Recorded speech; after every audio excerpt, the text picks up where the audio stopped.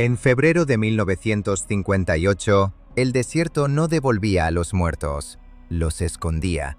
Los cubría lentamente con arena fina, los borraba bajo el viento caliente del mediodía y los dejaba reaparecer al amanecer, cuando la luz azulada convertía las dunas en un mar inmóvil. En Ifni, los hombres aprendían pronto que el silencio podía pesar más que el fuego de artillería. Un disparo se oía, una emboscada se intuía, un motor enemigo podía distinguirse a kilómetros. Pero el silencio del desierto no advertía de nada, simplemente esperaba.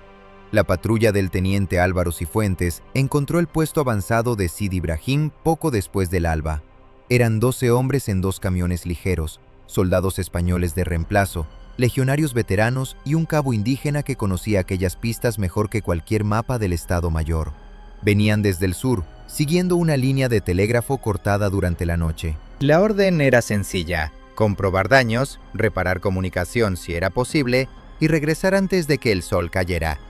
Nadie esperaba encontrar resistencia, tampoco esperaban encontrar aquello. El puesto de Sidi Ibrahim no era más que un rectángulo de muros bajos, sacos terreros, una torre de observación y una bandera española que, vista desde lejos, todavía parecía ondear. Al principio el teniente Cifuentes creyó que el lugar estaba intacto. No había humo, no había fuego, no había disparos. Luego vio los buitres. Decenas de ellos, posados sobre la torre, sobre los sacos, sobre la alambrada. No volaban, no peleaban entre sí, esperaban también.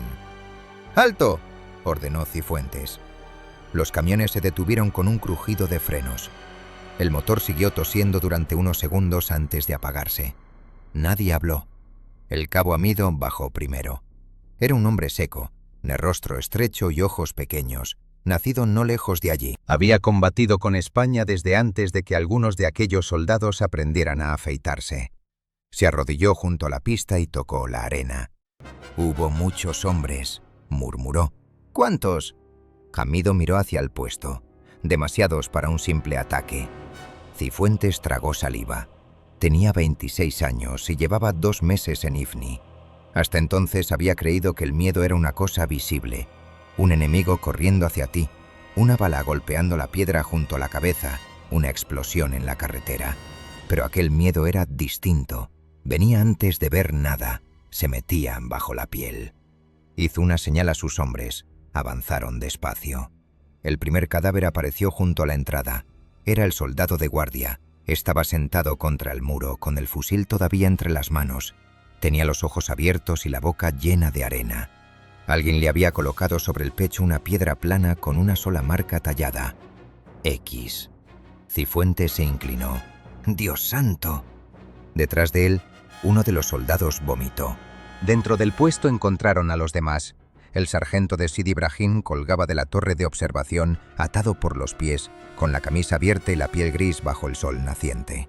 Otros 4 hombres yacían alrededor del antiguo fogón, sentados en círculo, como si todavía esperasen el café de la mañana. A cada uno le habían marcado una X en la frente con carbón negro. En la pared del depósito de municiones, escrita con sangre seca, había una frase: «Los 10 han pasado por aquí». El teniente Cifuentes no dijo nada durante largo rato.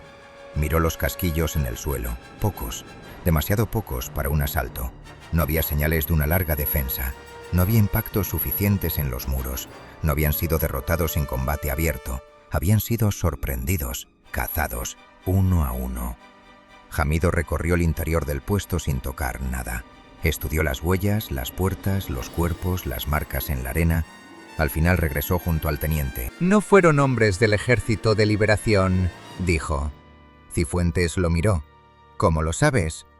«Ellos atacan rápido, matan, saquean armas, desaparecen. Esto es otra cosa». «¿Otra cosa?». Hamido señaló la pared manchada de sangre. «Esto es un mensaje. Uno de los legionarios, un gallego corpulento llamado Barreiro, escupió al suelo». «Pues el mensaje está claro. Moros». Hamido lo miró con frialdad. «No». Barreiro dio un paso hacia él. «¿No?» «No. Los hombres que hicieron esto conocían el puesto. Sabían dónde dormía cada soldado, sabían dónde estaba la munición, sabían dónde cortar el telégrafo, sabían cómo entrar sin despertar a los perros. Cifuentes volvió la vista hacia los cuerpos. ¿Españoles? Jamido no respondió de inmediato. El viento levantó una nube baja de arena que pasó entre ellos como un suspiro. «Quizá», dijo al fin. «O quizá hombres que ya no pertenecen a ningún ejército». A mediodía llegó el convoy desde la comandancia. 3 camiones, un blindado ligero y un automóvil negro cubierto de polvo. Del automóvil descendió el coronel Rafael Valcárcel, jefe militar del sector. Era un hombre alto, delgado, de bigote canoso y ojos cansados. Había combatido en Marruecos siendo joven, luego en la guerra civil, y después había pasado demasiados años firmando informes que olían más a política que a pólvora. Pero al ver Sidi Ibrahim, su rostro cambió. No mostró asco, no mostró sorpresa, mostró reconocimiento, como si aquello despertara en él una memoria antigua. Cifuentes le entregó el informe preliminar. «Señor, creemos que fue una partida enemiga, posiblemente una unidad irregular marroquí». Valcárcel leyó la frase escrita en la pared. Luego observó la X marcada en los cadáveres. «No», dijo. El teniente se quedó inmóvil. «Señor, esto no lo han hecho los marroquíes. Pero la zona está infestada de partidas del Ejército de Liberación. Los conozco. He luchado contra ellos y con hombres como ellos. Esto no es una incursión, no es propaganda, no es una operación militar». Valcárcel se acercó al cadáver del sargento colgado en la torre. Lo miró unos segundos y apretó la mandíbula. «Esto es una ejecución». Cifuentes bajó la voz. «¿Quién haría algo así?». El coronel no respondió enseguida. Sacó un cigarrillo, pero no lo encendió. Lo sostuvo entre los dedos mientras observaba el desierto al otro lado del muro. «Hace 3 semanas desapareció una patrulla cerca de Tiluín», dijo. 10 hombres, todos españoles. Se les dio por muertos. ¿Cree que son ellos?». Valcárcel guardó el cigarrillo. «No sé qué creo, teniente». Se volvió hacia la frase de la pared. «Los 10 han pasado por aquí». «Pero sé una cosa. Los hombres que hicieron esto no querían ocultarse. Querían que supiéramos que habían estado aquí». Un capitán de inteligencia recién llegado con el convoy intervino con tono seco. «Señor, si son desertores, debemos capturarlos de inmediato». Valcárcel lo miró. «¿Desertores?». «Soldados desaparecidos, armados, actuando sin órdenes. No hay otro nombre». El coronel caminó lentamente hasta la entrada del puesto. Allí, en la arena, había huellas que salían hacia el este. 10 grupos de pisadas, ni más ni menos. Algunas profundas, otras apenas visibles. Una de ellas arrastraba ligeramente el talón, como si su dueño estuviera herido. Valcárcel se agachó. Durante un instante no fue coronel. Fue otra vez un joven oficial en el RIF, siguiendo rastros de hombres que preferían morir antes que rendirse. «No», dijo por fin. «Hay otro nombre». El capitán frunció el ceño. «¿Cuál?». Valcárcel se incorporó. «Fantasmas». Nadie respondió. El viento golpeó la bandera desgarrada del puesto. La tela roja y amarilla crujió como una vela vieja. Esa tarde, antes de abandonar Sidi Ibrahim, los soldados enterraron a los muertos en una fosa común detrás del muro norte. No hubo sacerdote, no hubo salvas, solo una oración murmurada por un cabo y el ruido de las palas entrando en la tierra seca. Cuando terminaron, el sol ya caía sobre el horizonte. El teniente Cifuentes fue el último en subir al camión. Antes de hacerlo, miró una vez más hacia el puesto vacío. Durante un segundo creyó ver algo en la colina lejana, una figura inmóvil, de pie contra la luz roja del atardecer. Parpadeó. La figura ya no estaba. «¿Ha visto algo, mi teniente?», preguntó Barreiro. Cifuentes dudó. «Nada». El convoy arrancó. Detrás de ellos, Sidi Ibrahim quedó en silencio. Al caer la noche, cuando los motores ya no podían oírse y los buitres regresaban a sus círculos negros sobre el cielo, alguien descendió de la colina y caminó hasta el muro del puesto. Era un hombre con uniforme español sin insignias. Llevaba barba de varios días, un fusil al hombro y una venda sucia alrededor del antebrazo izquierdo. Se detuvo frente a la pared manchada de sangre. Pasó los dedos sobre la frase. Luego sacó un cuchillo y debajo de las palabras talló una segunda línea en la piedra. «No por España, por los muertos. El hombre miró hacia el este, donde la noche devoraba el desierto. A lo lejos, 9 sombras lo esperaban. Sin decir palabra, se reunió con ellas, y los 10 desaparecieron entre las dunas. El fuerte de Sidi Hassan no aparecía en los mapas buenos. En Madrid, quizá, alguien habría imaginado que aquello era una posición militar. Para los hombres que vivían allí, Sidi Hassan era otra cosa. Una caja de piedras levantada contra el desierto, un puñado de muros bajos que resistían menos por su solidez que por la obstinación de quienes los ocupaban. Cuando soplaba el siroco, la arena entraba por todas partes. En las mantas, en los cerrojos, en los dientes, en el pan. Los hombres tosían polvo, bebían agua tibia con sabor a lata y aprendían a dormir con un ojo abierto. El día abrasaba, la noche mordía. A veces llegaban disparos desde las montañas o se veía una columna de humo en la distancia. El sargento Mateo Roldán llevaba 3 meses en Sidi Hassan, aunque a él le parecía que llevaba media vida. Era un hombre de 42 años, ancho de hombros, enjuto de rostro y con una cicatriz que le partía la ceja derecha. Había nacido en Zaragoza, pero se había hecho soldado en Marruecos y viejo en demasiadas guerras. De joven había servido en el tercio. Después vinieron la guerra civil, los amigos fusilados por un lado y por el otro, los juramentos que nadie cumplió. Al final le quedó solo el oficio: obedecer, disparar, aguantar. Los reclutas le temían, los oficiales lo soportaban, los veteranos lo escuchaban. Roldán no gritaba casi nunca. Una mirada suya bastaba para que un muchacho dejara de quejarse del calor, apretara mejor las correas o limpiara el cerrojo como Dios mandaba. «Aquí no mata el enemigo primero», decía a los recién llegados.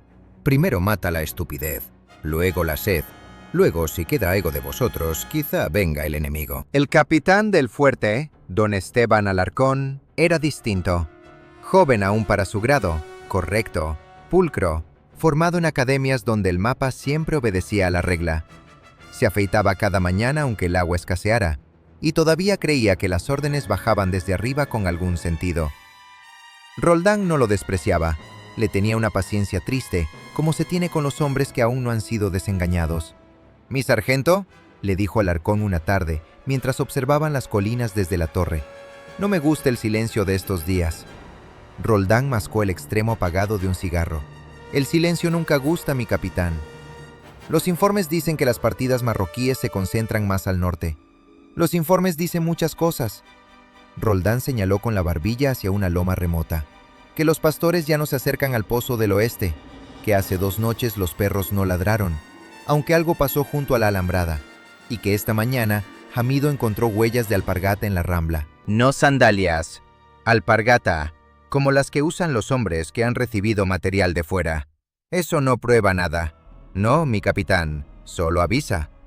Hamido era uno de los pocos hombres en quien Roldán confiaba de verdad. Su nombre completo era Hamido Ben Salem, pero nadie en el fuerte usaba tantas palabras. Había servido como auxiliar en puestos españoles desde antes de la guerra. Conocía los dialectos de la zona, las familias, los rencores antiguos, los caminos de contrabandistas y las mentiras que podían salvar una vida. Era pequeño, silencioso y seco como una raíz. Pero Hamido no era el único hombre extraño de Sidi Hassan. El fuerte parecía haber atraído a todo lo que la guerra no sabía dónde poner.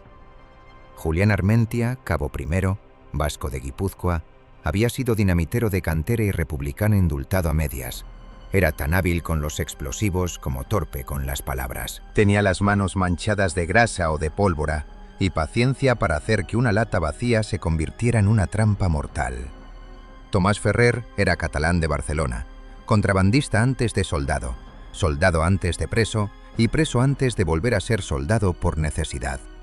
Delgado, elegante incluso con uniforme sucio, podía conseguir tabaco y noticias antes de que llegaran por radio. Roldán no se fiaba de él, pero lo usaba. «Mi sargento, usted no confía en nadie». «Error, Ferrer, confío en los muertos, no cambian de bando». El padre Ignacio Valverde ya no era padre de nada oficialmente.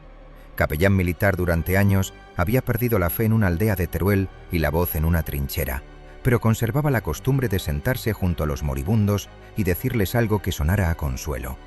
No llevaba alzacuellos, solo una cruz pequeña escondida bajo la camisa. El médico era el alférez provisional Luis Cárdenas, de 24 años, manos finas y ojeras de viejo. Luego aprendió a coser carne como quien remienda lona. Santos Olivares, extremeño, era el mejor tirador. Rara vez hablaba. Podía pasar 3 horas inmóvil bajo el sol con el fusil apoyado en una piedra. Paco Luján, malagueño alegre de dientes grandes, resucitaba motores muertos y radios ahogadas en polvo. Bruno Casal, gallego y antiguo atracador, tenía cuerpo de boxeador, nariz rota y una violencia espesa, difícil de contener. Y el más joven era Diego Montes, un recluta de 19 años llegado de Valladolid, flaco, pecoso, con una foto de su madre guardada en la cartera. Aún escribía cartas donde decía que todo iba bien. Era el único que miraba el desierto como si no terminara de creer que el mundo pudiera estar tan vacío. La tensión crecía como fiebre. Primero desapareció una patrulla cerca del barranco de Tasruj. Luego encontraron una mula degollada junto al Pozo del Oeste. Después llegaron noticias de puestos atacados durante la noche, camiones quemados, caminos cortados. Los hombres empezaron a dormir vestidos. Los chistes se hicieron más cortos. El capitán recibió órdenes de mantener la posición a toda costa. Roldán leyó el mensaje y soltó una risa seca. A toda costa siempre quiere decir a costa nuestra. El fuerte cubre la carretera, dijo Alarcón. Si lo abandonamos, dejamos abierto el paso. Si lo mantenemos sin refuerzos, dejamos aquí los huesos. Vendrán refuerzos. Roldán no respondió. Miró hacia la radio que llevaba 2 días fallando, y luego al cielo inmenso donde ningún avión español aparecía nunca cuando hacía falta. La noche antes de que todo empezara, Roldán no pudo dormir. Caminó por el patio oyendo los ronquidos en los barracones, el chasquido de una lona suelta, el murmullo de los centinelas. En la capilla improvisada, Valverde estaba sentado ante una caja de munición que hacía de altar. ¿Reza?, preguntó Roldán. No exactamente. Entonces, escucho. ¿Y qué dice Dios esta noche? Valverde levantó los ojos. Nada, eso es lo que me preocupa. Poco antes del amanecer, Jamido volvió de una salida corta. Traía la cara cubierta de polvo y una expresión que hizo que Roldán se enderezara antes de oír palabra. Han cortado la pista del norte, dijo. Piedras grandes, demasiadas para ser casualidad. ¿Cuántos? No los vi, pero olí humo. Hay campamentos en las lomas. Roldán despertó al capitán. En 10 minutos el fuerte estaba en movimiento. Los hombres ocuparon posiciones.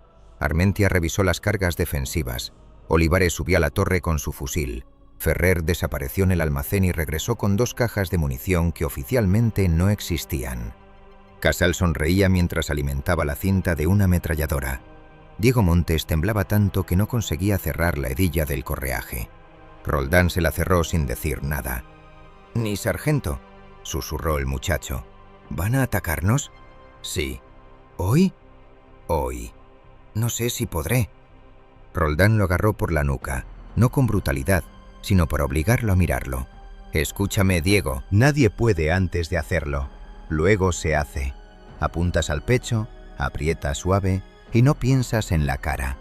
Si piensas en la cara, estás muerto». El primer disparo llegó a las 6:15. No fue contra el fuerte, sino contra la antena de radio.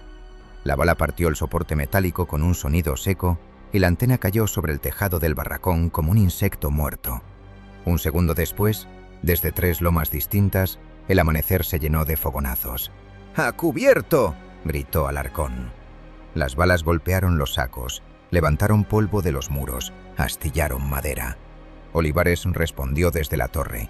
Su primer disparo derribó una sombra en la loma oriental. El segundo hizo desaparecer otra tras una roca. «Son muchos», dijo Amido junto a Roldán. «¿Cuántos?» «Bastantes para tener paciencia». Roldán entendió. No querían tomar el fuerte de inmediato. Querían cerrarlo, cortar el agua, romper la radio, obligarlos a gastar munición. Era una mano apretándose despacio alrededor de una garganta. Durante todo el día resistieron. Los atacantes disparaban desde lejos, cambiaban de posición, probaban las defensas. A mediodía intentaron acercarse por la rambla, pero Armentia había sembrado el cauce con cargas escondidas bajo piedras. La explosión lanzó al aire grava, humo y gritos. Después de eso, las lomas guardaron un silencio rencoroso. Al caer la tarde el fuerte seguía en pie. 2 españoles habían muerto y 5 estaban heridos. Cárdenas trabajaba con la camisa empapada en sangre hasta los codos. Valverde sostenía la mano de un soldado que pedía por su madre. Casal arrastraba cadáveres sin emoción.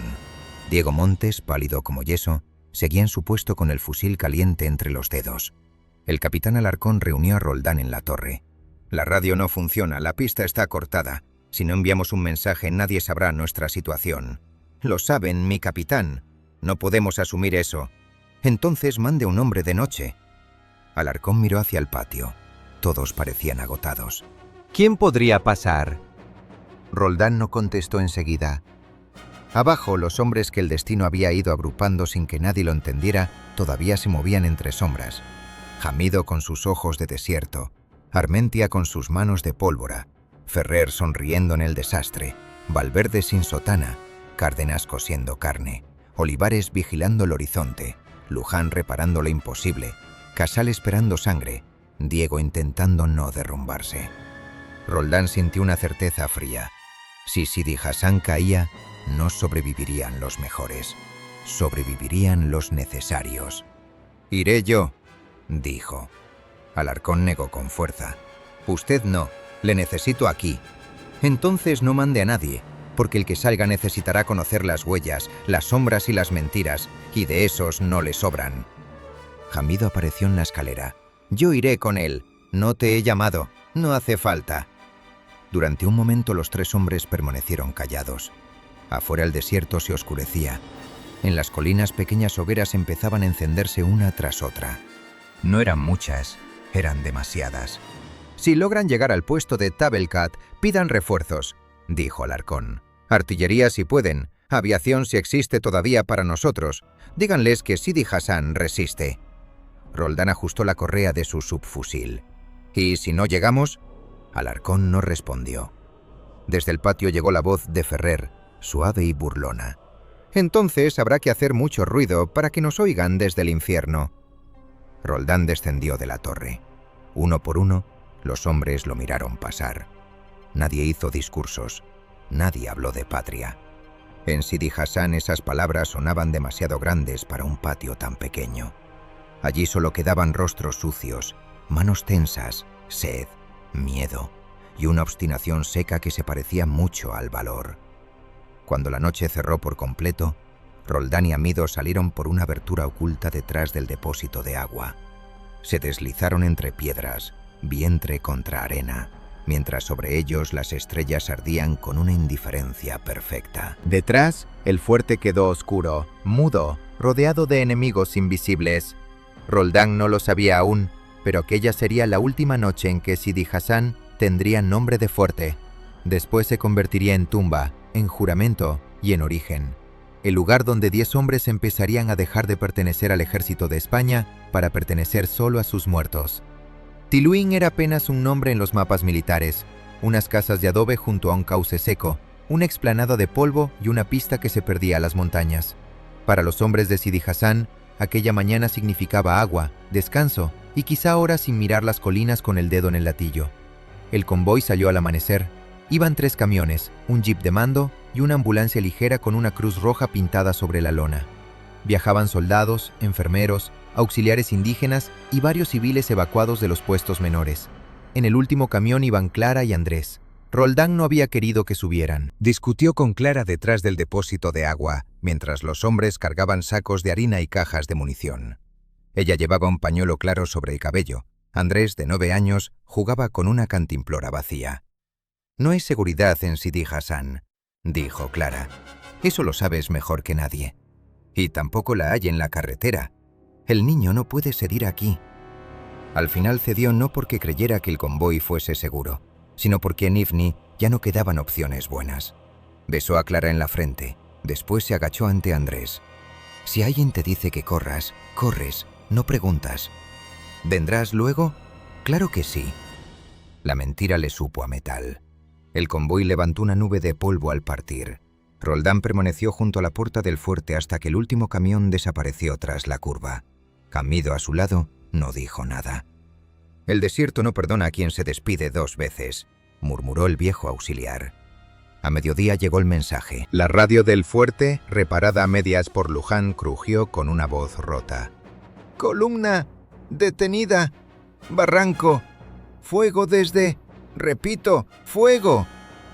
Después solo hubo estática. El capitán Alarcón ordenó formar una patrulla de socorro. Roldán ya estaba poniéndose el correaje. Salieron 15 hombres en 2 camiones ligeros. Valverde subió sin pedir permiso, con su bolsa de vendas y una pistola vieja al cinto. La pista hacia Tiluín parecía vacía. A 15 kilómetros del fuerte, Jamido levantó el puño. Había marcas de neumáticos y huellas de hombres, algunas descalzas, otras con botas militares. «Aquí esperaron», dijo Jamido. «¿Cuántos?» «Muchos». Armentia escupió al polvo. «Nos han dejado pasar a posta». Continuaron más despacio. Nadie hablaba. El aire olía a piedra caliente y a algo más. Algo lejano que Roldán reconoció antes de querer reconocerlo. Humo. El barranco de Tiluín se abría entre 2 laderas bajas. La pista descendía en curva y cruzaba un cauce seco. Era el lugar perfecto para matar una columna. Desde arriba se dominaba todo. Abajo no había más defensa que las ruedas y la suerte. El primer camión estaba atravesado en mitad del cauce, aún ardiendo. El jeep de mando yacía volcado contra una roca. La ambulancia tenía las puertas abiertas. La Cruz Roja había sido agujereada por decenas de impactos. No se oían disparos. Eso fue lo peor. Roldán saltó del camión antes de que se detuviera. El mundo se le estrechó hasta convertirse en fragmentos. Una rueda girando, un fusil partido, una maleta abierta con ropa de niño, papeles quemados subiendo en el aire. «¡Desplegaos!», gritó. «Olivares, a la loma! Casal, conmigo! Cárdenas, busca vivos». Los primeros cuerpos estaban junto al camión de cola, soldados. Algunos habían caído disparando, otros habían sido rematados en el suelo. Villaverde, el cabo que había jurado proteger a los civiles, yacía junto a una rueda con la mano cerrada sobre una medalla. Roldán se arrodilló a su lado solo un segundo. El muchacho había muerto mirando hacia la parte trasera del camión, donde habían viajado Clara y Andrés. Roldán se levantó. «¡Clara!».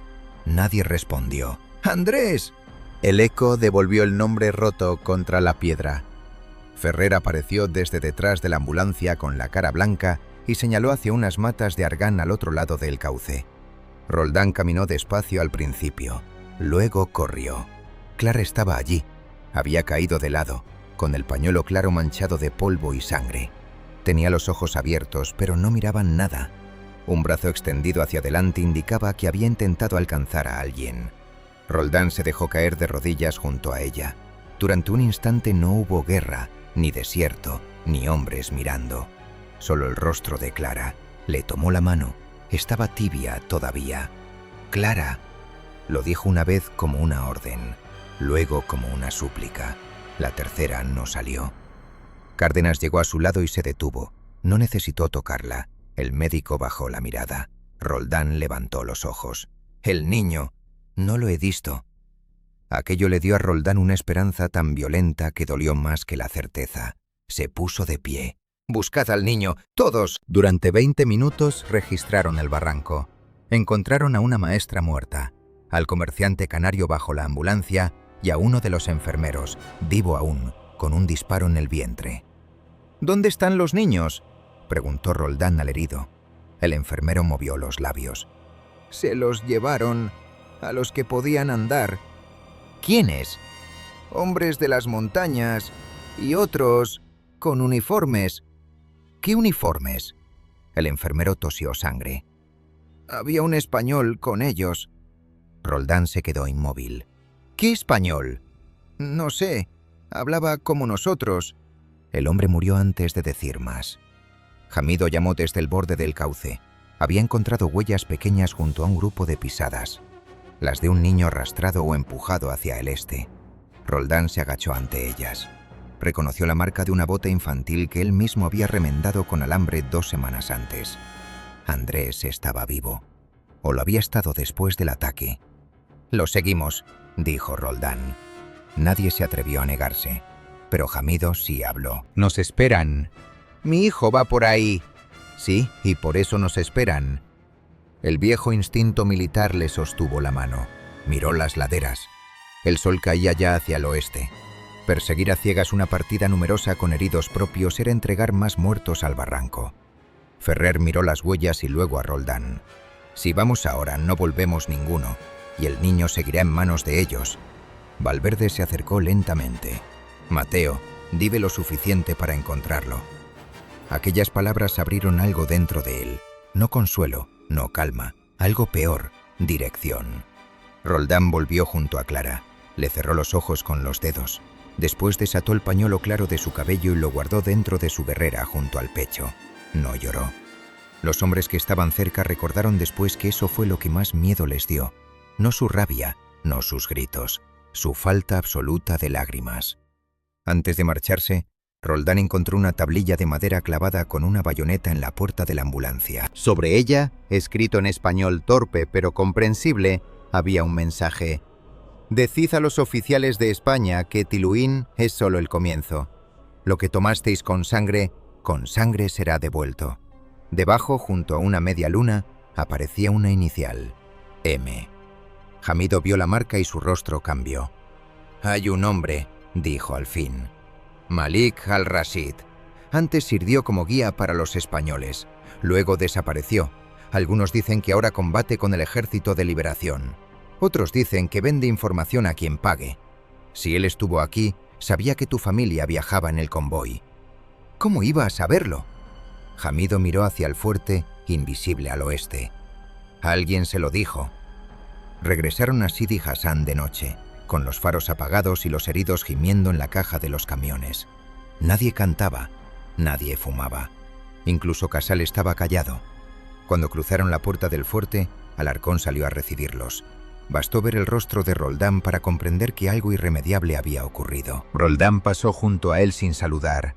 Entró en el barracón, dejó el pañuelo de Clara sobre su catre y se quedó mirándolo largo rato. Después fue al arsenal. Abrió una caja de munición y empezó a cargar cargadores con una calma meticulosa. Uno tras otro, los hombres fueron entrando. Nadie los llamó. Hamido primero, luego Armentia, Ferrer, Valverde, Cárdenas, Olivares, Luján, Casal y Diego Montes, que había envejecido 10 años en una tarde. Roldán levantó la vista. «Han matado a mi mujer», dijo. Su voz era baja, casi tranquila. «Y se han llevado a mi hijo». Los hombres no respondieron. El fuerte entero parecía escuchar.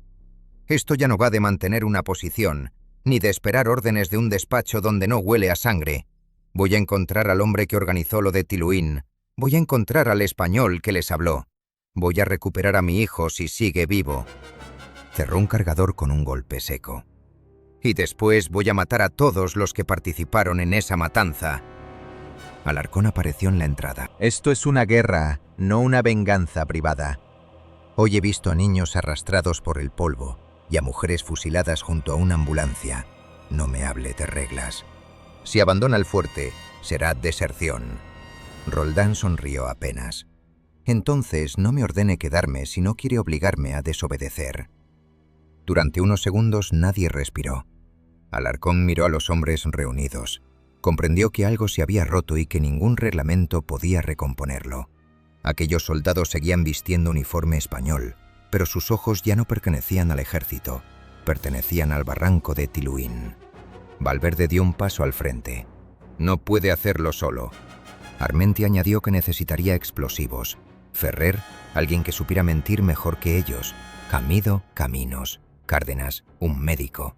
Casal solo pidió que le señalaran dónde estaban. Olivares levantó su fusil sin decir más. Luján dejó sobre la mesa una radio desmontada. Diego fue el último. «Yo también voy». Roldán lo observó. «Eres un crío. Hoy ya no». Nadie se rió. Roldán los miró. 10 hombres contando con él. 10 nombres reunidos por el azar, la culpa, la rabia o una fidelidad que ninguno habría sabido explicar. En algún lugar de la noche Andrés estaba vivo o muerto, y esa incertidumbre ardía más que cualquier cadáver. Roldán tomó el pañuelo de Clara y lo ató alrededor de su antebrazo izquierdo. «Desde ahora nadie habla de esto fuera de esta habitación. Nadie actúa sin orden, nadie toca a un civil, nadie mata por placer. No somos bandidos, pero tampoco seremos corderos esperando el cuchillo. Nosotros vamos a cazar». El capitán Alarcón seguía en la puerta. Podía arrestarlos, gritar, invocar la bandera y la disciplina. No lo hizo. Solo preguntó: ¿y si encuentra a su hijo muerto? La habitación quedó helada. Roldán apretó el nudo del pañuelo. Entonces los muertos tendrán que conformarse conmigo. Nadie volvió a hablar. Aquella noche en Sidi Hassan no nació una unidad, ni una patrulla, ni una partida oficial. Nació algo más oscuro, una promesa hecha entre hombres que habían visto demasiado y que ya no esperaban permiso para devolver el golpe. A la mañana siguiente, cuando el sol levantó su filo rojo sobre las colinas, 10 soldados salieron del fuerte por la puerta lateral. No llevaban insignias ni órdenes escritas, solo armas, agua para 2 días y un pañuelo claro atado al brazo de su jefe. Roldán no miró atrás. Ya no había nada atrás. La fortaleza de arena no había sido construida para resistir una guerra. Sidi Hassan era una posición de paso, un punto menor en una pista secundaria, un lugar donde el mando había clavado una bandera para que en los mapas no pareciera que el desierto empezaba demasiado pronto. Tenía muros, pero bajos. Tenía sacos, pero podridos por el sol. Tenía alambrada, pero el óxido la había vuelto quebradiza. Su depósito de agua bastaba para una guarnición tranquila, no para un cerco. Su radio funcionaba solo cuando Luján la amenazaba con las herramientas adecuadas. Después de Tiluín, nadie volvió a pronunciar la palabra tranquilo. Durante 2 días, Roldán y sus 9 hombres salieron y entraron por la noche como sombras. No perseguían todavía a Malik al-Rashid ni al español que había traicionado el convoy. No podían. El fuerte seguía rodeado de ojos, y abandonarlo sin preparar nada habría sido dejar a los demás para el degüello. Así que convirtieron la debilidad en trampa. Hamido dibujó en el suelo un mapa de la zona con el cuchillo. No era como los mapas del capitán, con líneas limpias y nombres oficiales. El suyo era un mapa de cosas que importaban. Una cárcava donde el viento borraba huellas antes del mediodía. Una losa plana bajo la cual podía esconderse un hombre. Un viejo pozo cegado. Una loma desde la que se veía la puerta norte sin ser visto. Cabrera. No el nombre completo, no el rango, solo Cabrera. Un español visto con Malik antes de la emboscada de Tiluín. Un hombre que conocía horarios, convoyes y la composición exacta de la columna. Roldán no dijo nada cuando Ferrer se lo contó. Estaba limpiando su subfusil. Siguió pasando el trapo por el metal hasta que la tela quedó negra. «Lo encontraremos», dijo Ferrer. «Sí. Y cuando lo encontremos, quizá convenga que hable antes de morir». Roldán levantó los ojos. «Hablará». El capitán Alarcón ordenó reforzar todos los puestos. No preguntó ya qué hacían Roldán y los suyos cuando salían de noche. Ahora entendía que la disciplina servía para mantener unido a un ejército, pero el miedo necesitaba otros instrumentos. «¿Cuánto tiempo podemos aguantar?», preguntó una tarde. Roldán miró el depósito de agua, las cajas de munición, la enfermería improvisada. «Si atacan de frente, 2 días. Si nos cercan bien, quizá menos. ¿Y sus preparativos? No son para aguantar, son para abrir una puerta cuando el fuerte se convierta en tumba». El ataque empezó antes del amanecer, como empiezan las cosas que quieren parecer inevitables. Primero cayó el mortero sobre la torre. Una explosión seca arrancó piedras, madera y un grito. Luego otro proyectil golpeó el patio, reventando 2 bidones vacíos. Los hombres salieron de los barracones a medio vestir, con los fusiles en la mano. Desde las lomas llegó el fuego cruzado, no disparos aislados, sino una manta de plomo tendida sobre el fuerte. «¡A las posiciones!», gritó Alarcón. Roldán ya estaba en el muro oeste. Vio sombras avanzando por la rambla, bajas, rápidas, cubiertas con chilabas oscuras. Señaló 2 veces. Olivares disparó. Un hombre cayó. Otro lo saltó sin detenerse. «¡Armentia!». El vasco apretó el detonador casero. La rambla se levantó en una llamarada de polvo y metal. Los atacantes desaparecieron dentro de una nube gris. Cuando el viento la apartó, la tierra estaba sembrada de cuerpos y trozos de tela. El primer asalto fracasó. El segundo llegó por el norte, con hombres que usaban la hondonada del pozo seco para acercarse sin ser vistos. Hamido los esperaba. Había tendido alambre bajo la arena, no para matar, sino para hacer caer. Cuando los primeros tropezaron, Casal y Barreiro abrieron fuego desde 2 ángulos. Los gritos subieron hasta la muralla como animales heridos. A mediodía, el agua empezó a ser un problema. Un proyectil había dañado la cisterna secundaria. Cárdenas ordenó racionar. Los heridos pedían beber. Diego llevó cantimploras con una expresión que ya no era de niño. Al caer la tarde, los atacantes cesaron el fuego. Durante 1 hora no ocurrió nada. Luego una voz habló desde las lomas en un español casi perfecto. «Soldados de España, estáis rodeados. Vuestros oficiales os han abandonado. Entregad las armas y viviréis». La voz continuó. «Sabemos que entre vosotros está Mateo Roldán. Sabemos que perdió a su mujer en Tiluín. Sabemos que busca un niño». El fuerte quedó en silencio. «El niño vive», dijo la voz. «Por ahora. Si Roldán se entrega antes del amanecer, será devuelto. Si no, le enviaremos una mano para que la reconozca». Alarcón susurró: «No responda». Roldán alzó el fusil y disparó hacia la loma de donde venía la voz. No acertó a nadie. No pretendía hacerlo. «Esa es mi respuesta». La noche cayó con olor a pólvora y sangre caliente. Nadie durmió. Roldán reunió a los 9 en el almacén, junto a las cajas vacías y los sacos rotos.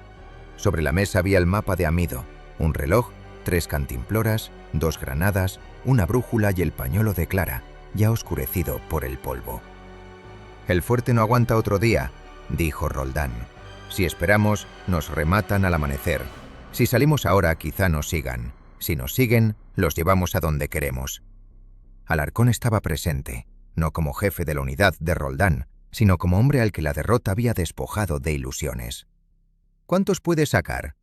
«A los que puedan caminar. Los heridos graves se quedarán con voluntarios para cubrir la retirada». «Eso es una sentencia». Valverde habló antes que Roldán. «Todos estamos sentenciados desde Tiluín. La cuestión es elegir la forma». El plan era una locura sencilla.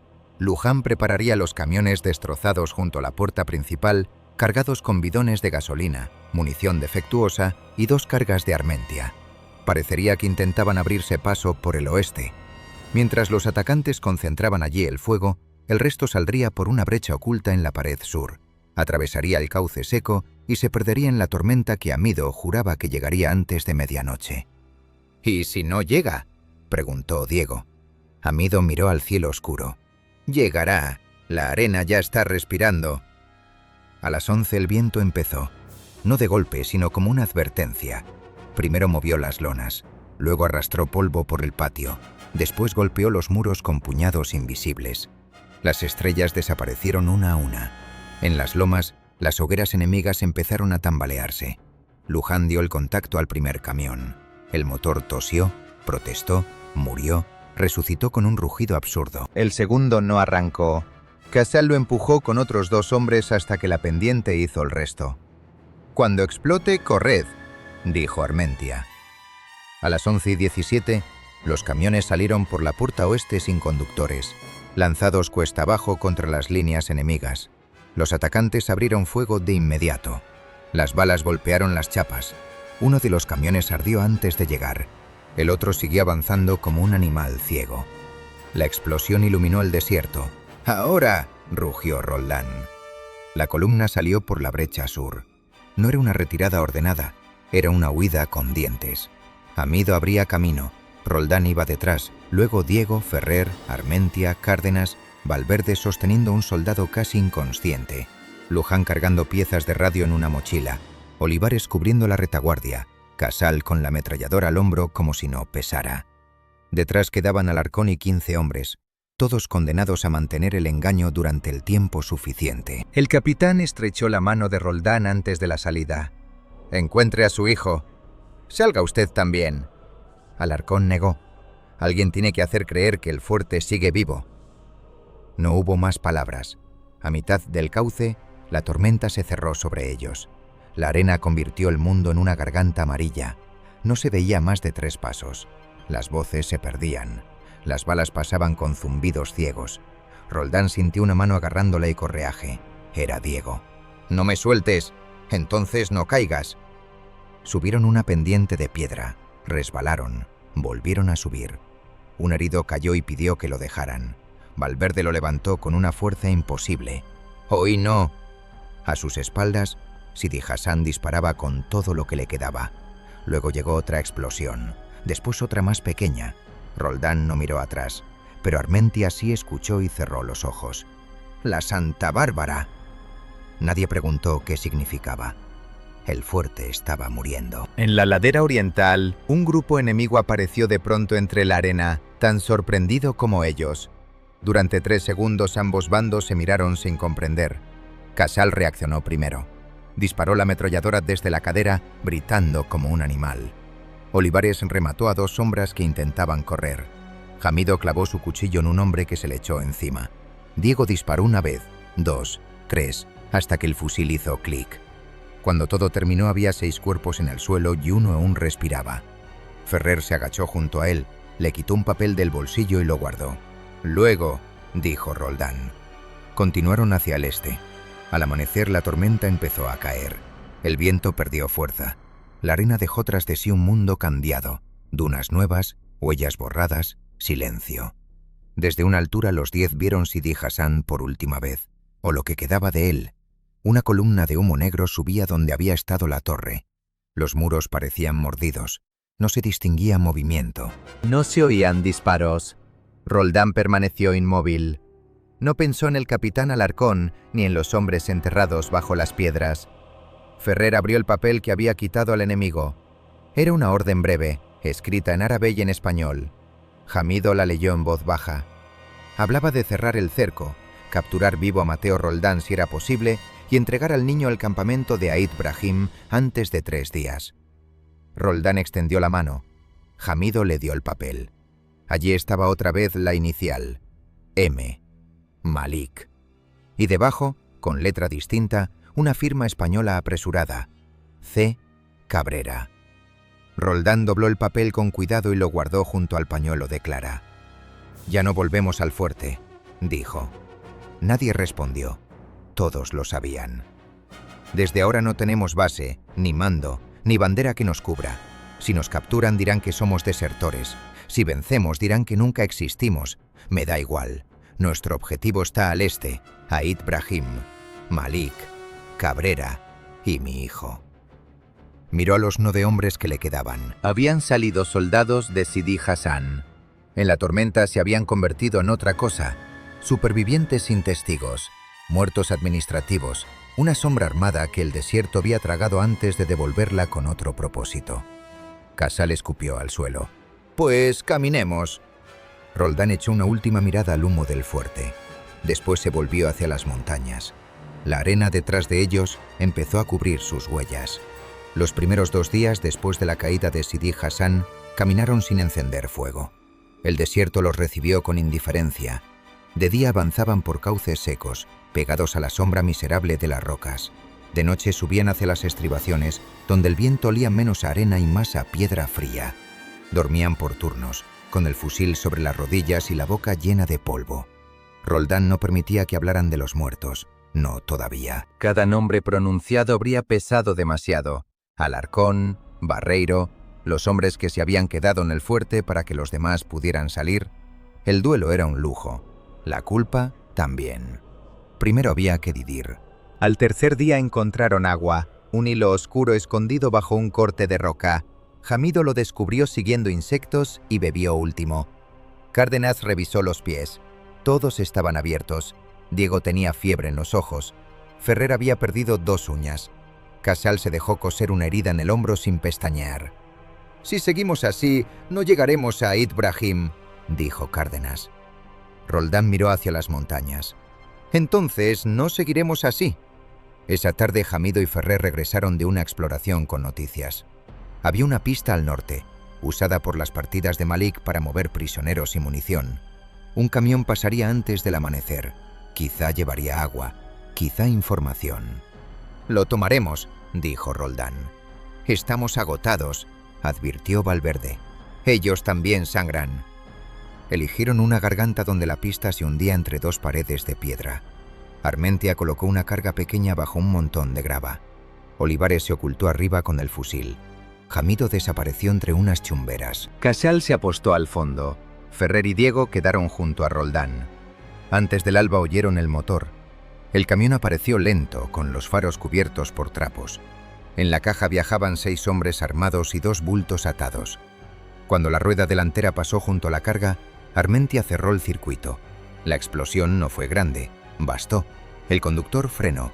Olivares disparó desde la altura. Casal abrió fuego en ráfagas breves. Hamido cayó sobre el copiloto como una sombra. Roldán y Ferrer salieron de su escondite con los subfusiles al hombro. Todo duró menos de un minuto. Al final solo quedaba un hombre vivo. En la caja encontraron agua, dátiles, munición francesa, 2 fusiles nuevos y a los bultos atados. Un viejo pastor y una muchacha de unos 16 años. Ninguno era Andrés. Roldán apartó la tela de la boca del prisionero. «Ait Brahim», dijo en español. El joven fingió no entender. Hamido le habló en su lengua, rápido, seco. El prisionero palideció y contestó mirando al suelo. «Dice que el niño estuvo allí», tradujo Hamido. «Pero Malik no lo conserva con los demás. Lo envió más al este, a un campamento móvil». «¿Por qué?» «Porque lo quiere usar como seguro. Sabe que vendrás». Casal dio un paso hacia el prisionero. «Déjamelo». Roldán levantó una mano. «No, va a llevar un mensaje». Le hizo quitar al joven la camisa. Con el cuchillo marcó una X en la madera interior del camión, no en la piel del prisionero. Después le puso en las manos una cantimplora medio llena. «Dile a Malik que vamos hacia él. Dile que no queremos su bandera, ni su tierra, ni su guerra. Queremos al niño y a Cabrera. Dile también que si toca a mi hijo, no quedará campamento donde esconderse». Lo dejaron ir a pie, sin armas, hacia el este. Quemaron el camión al atardecer, pero antes borraron huellas, repartieron el agua y cambiaron las botas rotas por las de los muertos. Ferrer encontró una libreta con nombres, rutas y marcas de suministro. No sabía leer árabe, pero Hamido sí. Había columnas de fechas, lugares, cantidades de munición y una palabra repetida 3 veces: Cabrera. Aquella noche, bajo un techo de estrellas frías, los 10 se sentaron en círculo. Solo una lámpara cubierta con tela. «Ya no somos una patrulla», dijo Roldán. «Una patrulla tiene regreso, nosotros no». Nadie discutió. «Tampoco somos desertores. Los desertores huyen de la guerra. Nosotros vamos hacia ella». Ferrer sonrió. «Eso será difícil de explicar ante un tribunal. No habrá tribunal». Armente alzó la vista. «Entonces, ¿qué somos?» Roldán tardó en contestar. Pensó en Sidi Hassan envuelto en humo, en Clara en el barranco, en las huellas pequeñas de Andrés sobre la arena. «Somos 10 hombres que cazan». Hamido murmuró algo en árabe. «¿Qué has dicho?», preguntó Diego. «Que los hombres que cazan juntos mucho tiempo acaban oliendo igual que los lobos». Casal soltó una risa baja. «Me gusta». El nombre nació sin ceremonia. Primero fue una burla de Casal. Luego Ferrer lo repitió con su tono elegante y venenoso. Después Diego, medio dormido, preguntó si los lobos también tenían miedo. Valverde respondió que seguramente sí, pero que seguían caminando. Al amanecer Armenti había tallado 10 pequeñas marcas en la culata de su fusil. No por vanidad, por memoria. A partir de entonces golpearon como animales que no necesitaban vencer, solo morder y desaparecer. Cortaron una línea telefónica, quemaron un depósito de combustible y volaron un puente pequeño para obligar a una columna a tomar el camino largo, donde Olivares la esperó durante 6 horas y mató al oficial que iba delante. No eran grandes victorias, eran heridas. Los rumores empezaron a correr más deprisa que ellos. Los hombres de Malik hablaban de 10 españoles sin insignias que atacaban desde las rocas y dejaban una X donde pasaban. En las aldeas, las madres asustaban a los niños con los lobos de uniforme. En la comandancia española de Ifni, el coronel Valcárcel leyó informes contradictorios sobre una partida propia que actuaba fuera de control. Sobre su mesa había 3 palabras subrayadas: 10, lobos, Roldán. No ordenó perseguirlos, tampoco ordenó ayudarlos. «Déjenlos en la sombra», dijo al capitán de inteligencia. «Mientras muerdan al enemigo, no existen. ¿Y si muerden demasiado?». Valcárcel miró por la ventana. «Entonces diremos que nunca fueron nuestros». La libreta capturada condujo a los 10 lobos hasta el paso de Aguerd. Allí, según Hamido, debía producirse una reunión entre Malik y Cabrera. Roldán no preparó una emboscada para Malik, preparó una emboscada para sus ojos. 2 exploradores llegaron al atardecer. Uno murió sin saber de dónde vino el disparo de Olivares. Al otro lo capturó Hamido en una grieta. El hombre resistió poco. Dijo que Malik no traería al niño. Dijo que Cabrera llegaría con 2 escoltas españoles y dinero. ¿Y mi hijo?, preguntó Roldán. Vive. ¿Lo has visto? No. La respuesta casi le costó la vida. Fue Diego quien sujetó el brazo de Roldán. Lo necesitamos respirando. A la mañana siguiente, Cabrera llegó con retraso. Era más joven de lo que Roldán esperaba. Bigote fino, uniformes indistintivos y botas demasiado limpias. Venía en una camioneta con 2 soldados españoles y un intérprete. No parecía un monstruo. Eso enfureció más a Roldán. Ferrer salió a recibirlo con la cabeza envuelta en un pañuelo. «Malik espera arriba», dijo en árabe, traducido luego por Hamido. Cabrera no bajó del vehículo. «Que baje él». Ferrer sonrió. «Malik no baja por nadie». Cabrera dudó. En ese instante dio algo. Quizá la forma de caminar de Ferrer, quizá solo el instinto sucio de quien ha sobrevivido traicionando a todos. «Atrás», ordenó. Olivares disparó al motor. La camioneta murió. Armentia detonó la carga del camino y cerró la retirada en una nube de roca. Casal barrió la salida norte. Diego disparó desde una piedra y abatió al intérprete. Cabrera corrió. Roldán fue tras él. Solo vio la espalda de Cabrera, el polvo bajo sus botas, el hombre que había vendido la ruta del convoy, el hombre que había puesto precio al traslado de Andrés. Lo alcanzó en una pendiente. Cabrera resbaló y cayó de rodillas. Sacó una pistola. Roldán le pisó la muñeca hasta oír un crujido. «¡Yo no maté a tu mujer!», gritó Cabrera. Roldán lo levantó por el cuello. «Pero la entregaste. No sabía que iban civiles. Me dijeron que era un convoy militar. ¡Mi hijo!». Cabrera temblaba. «Malik lo tiene, o lo tenía. Yo solo negociaba». Roldán le golpeó la cara contra la roca. «Mi hijo». «Tafraout, un campamento al sur de Tafraout. Pero Malik lo moverá cuando sepa esto. Entonces correremos más deprisa». Arrastraron a Cabrera hasta el centro del paso. Roldán quería matarlo allí mismo, pero Cabrera habló antes de que el cuchillo saliera. «Malik no es tu verdadero enemigo. Hay oficiales que sabían. Hay mandos que dejaron pasar información para provocar una respuesta mayor. Tú eres solo una pieza». Roldán se acercó. «Entonces dame nombres». Durante 1 hora habló. Dio nombres, rutas, pagos, reuniones. No todo era verdad. Ferrer lo advirtió enseguida. Pero entre las mentiras había piedras sólidas. Una de ellas era un lugar. El campamento móvil de Malik se movería hacia el valle de Ameln en 4 días. Allí podía estar Andrés. Roldán no mató a Cabrera allí. Lo dejó atado al vehículo inutilizado, con agua suficiente y una X marcada sobre la puerta. Junto a él clavó un mensaje en español y árabe. «Devolved al niño. Entregad a Malik. Los 10 lobos ya han olido la sangre». Casal se quejó mientras se retiraban. «Estamos dejando demasiados vivos». «Los muertos callan», respondió Roldán. «Los vivos llevan miedo». Esa noche, por primera vez, los 10 encendieron un fuego pequeño. No para calentarse, para mirarse las caras. Estaban más delgados, más sucios, más viejos. Diego ya no parecía un muchacho perdido. Cárdenas tenía las manos agrietadas por sangre seca. Valverde había dejado de tocar la cruz bajo la camisa. Ferrer sonreía menos. Hamido escuchaba el viento como si en él vinieran voces. Olivares dormía con un ojo abierto. Armentia soñaba con explosiones. Luján hablaba con una radio muerta. Casal afilaba un cuchillo. Y Roldán, sentado aparte, miraba el pañuelo de Clara atado a su brazo. «Nos llamarán asesinos», dijo Valverde. «Ya lo hacen», respondió Ferrer. «Quizá tengan razón». Roldán levantó la vista. «Un asesino mata por deseo. Nosotros matamos para llegar a Andrés». Valverde sostuvo su mirada. «Hoy sí». Nadie respondió. Esa duda quedó sentada entre ellos como un 11º hombre.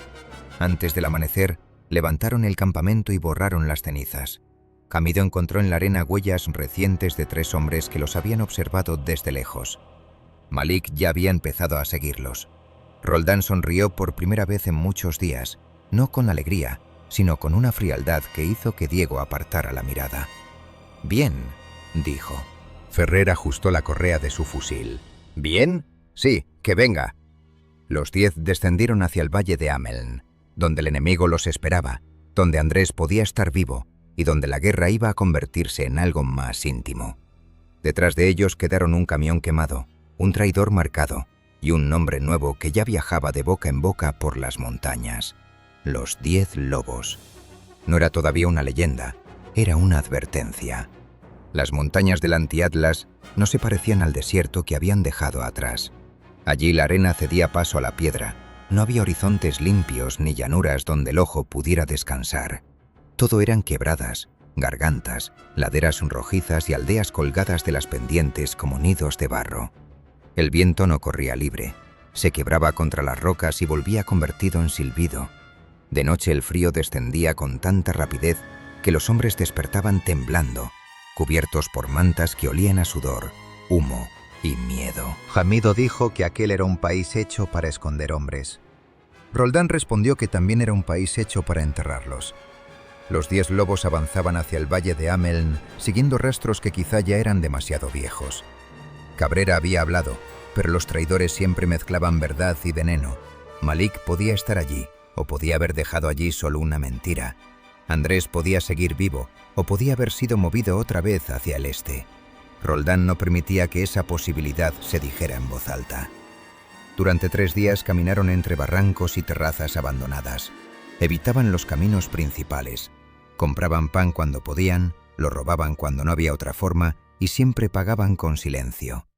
En algunas aldeas las puertas se cerraban al verlos. En otras, una mano vieja les dejaba un cuenco de leche agria junto a un muro. El primer indicio de que Malik también los cazaba llegó en una garganta estrecha al norte de Tafraout. Olivares lo vio antes que nadie. Una piedra fuera de sitio, una sombra que no coincidía con el sol, un brillo mínimo en la ladera. Se dejó caer sin gritar. La bala pasó por encima de su cabeza y golpeó la roca detrás de Diego. ¡Abajo!, rugió Roldán. El mundo se partió en disparos. No era una emboscada improvisada. Los tiradores estaban colocados en 3 alturas y disparaban poco pero bien. Buscaban herir, no matar deprisa. Casal se levantó para disparar y una bala le arrancó un trozo de oreja.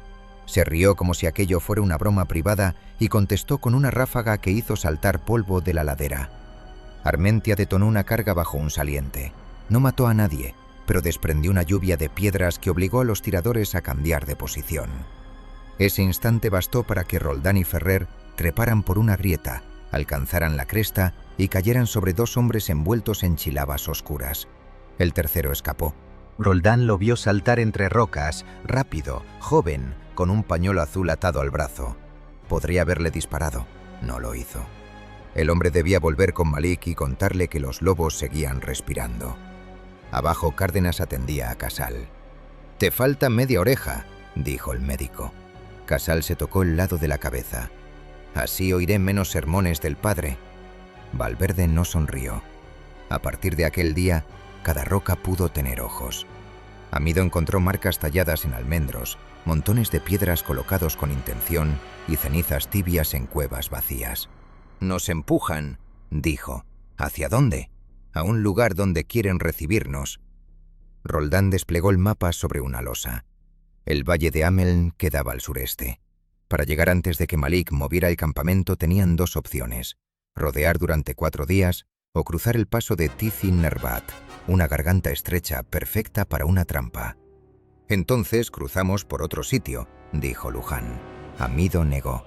«No hay otro sitio para hombres cansados». Esa noche discutieron por primera vez. Cárdenas decía que Casal necesitaba descanso, que Diego tenía fiebre y que Armentia llevaba 2 días tosiendo sangre.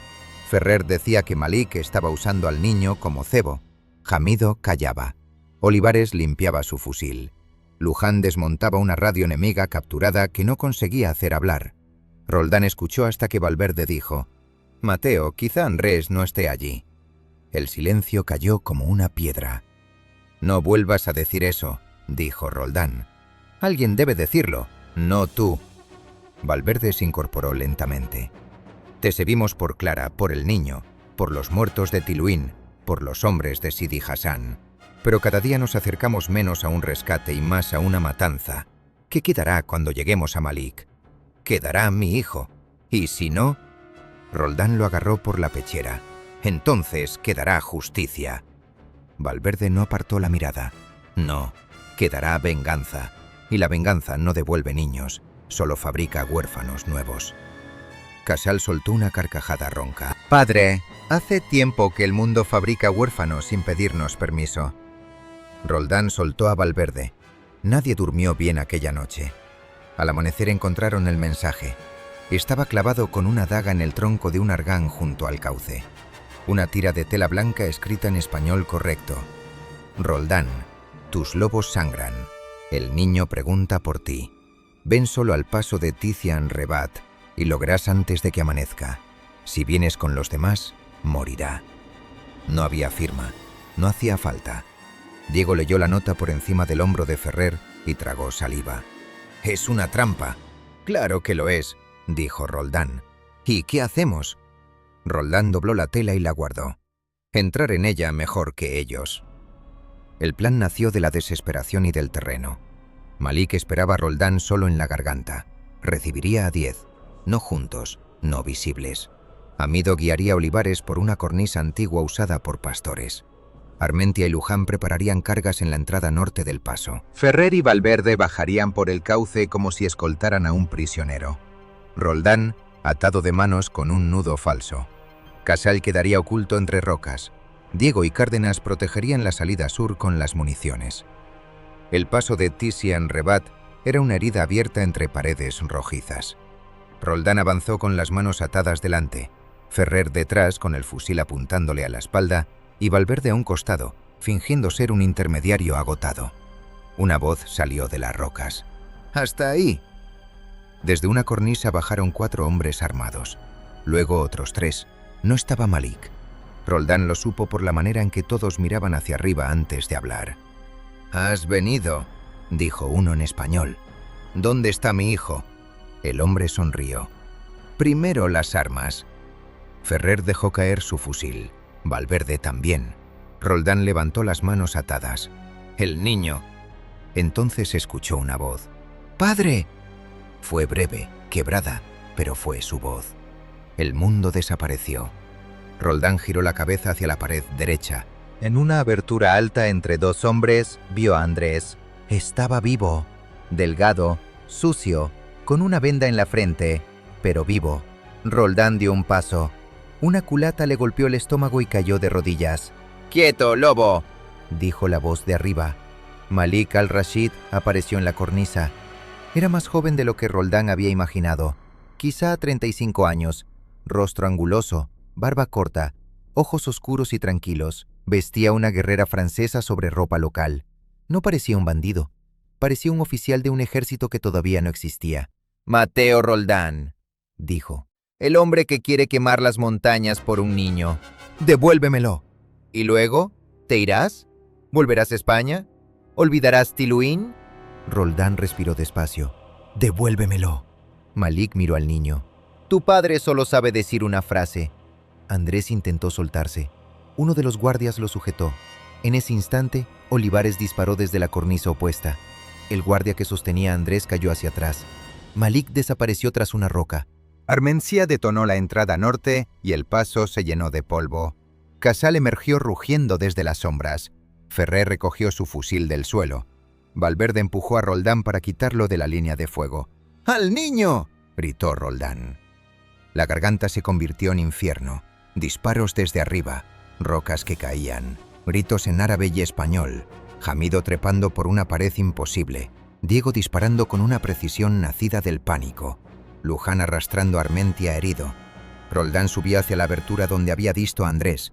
Mató a un hombre con el cuchillo. Otro se le echó encima y ambos rodaron por la pendiente. Roldán sintió dientes en su mano, una rodilla en las costillas, una piedra contra la cara. Clavó el cuchillo hasta que el peso dejó de moverse. Cuando llegó a la cornisa, Andrés ya no estaba. Solo quedaba la venda caída y manchas de sangre en la roca. ¡Andrés! Jamido apareció desde el otro lado, respirando con dificultad. «Se lo llevan por la grieta oriental. Malik está con él». Roldán quiso seguir, pero una ráfaga cortó la roca junto a su cabeza. Olivares gritó desde arriba. «¡No hay paso! ¡Nos cierran!». Malik había previsto incluso la traición de la roca. Mientras sus hombres morían en el paso, él escapaba con el niño por un sendero oculto. Roldán miró hacia la grieta. Durante un segundo estuvo a punto de lanzarse solo. Valverde lo agarró por el brazo. «Si vas ahora, mueres, y Andrés seguirá vivo con él». Roldán lo golpeó. No fue un puñetazo fuerte, pero bastó para abrirle el labio. Valverde no se defendió, solo permaneció allí, sangrando, sosteniéndole la mirada. Esa quietud salvó a Roldán de sí mismo. «¡Retirada!», dijo al fin con la voz rota. Salieron de Tizi Narbat al anochecer, llevando a Armentia entre Luján y Casal. Habían matado a muchos hombres de Malik. Habían confirmado que Andrés vivía. Habían perdido la oportunidad de tocarlo por una distancia de 20 pasos. Esa noche no hubo fuego. Armentia deliraba. Cárdenas le sacó una esquirla de la pierna y dijo que viviría si no se infectaba. Ferrer revisó los bolsillos de los muertos y encontró un mapa con marcas hacia el sur. Hamido aseguró que Malik no podría moverse deprisa con el niño y varios heridos. Roldán permaneció sentado hasta el amanecer con la venda de Andrés en las manos. Cuando la luz gris tocó las montañas, Valverde se acercó. Tenía el labio hinchado. «No te pediré disculpas por detenerte. Yo tampoco por golpearte». El antiguo capellán asintió. «Entonces seguimos igual». Roldán miró las montañas del sur. «No, ya no». Se puso de pie.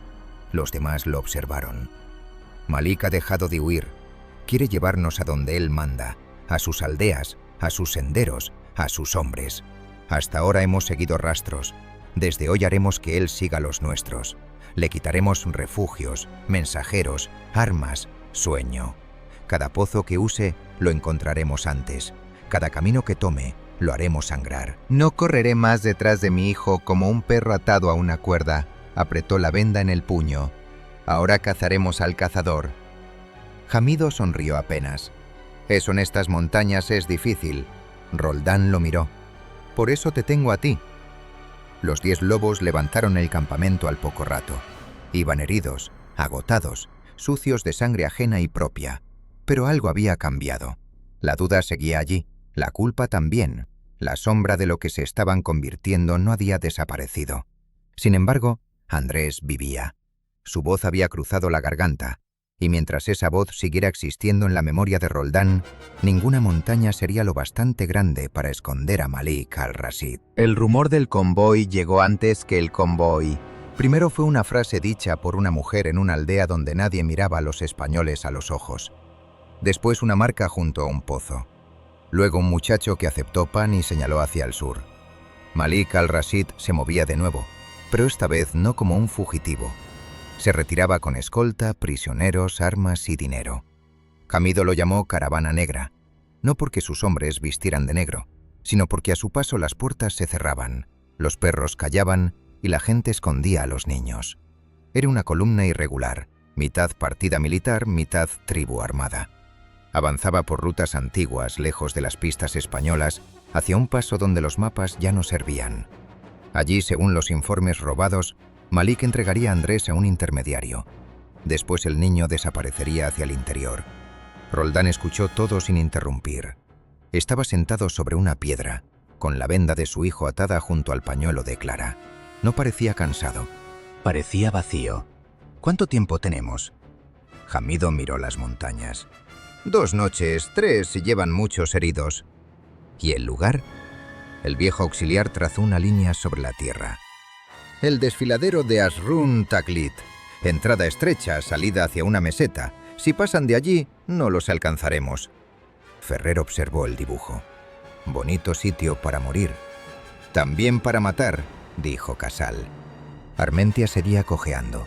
Cárdenas quería que se quedara. El vasco respondió con una mirada. Si hay que volar algo, voy. Nadie se rió. Roldán repartió las tareas al caer la tarde. No habló de gloria ni de España. Habló de distancias, munición, viento y muerte. Hamido y Ferrer entrarán primero.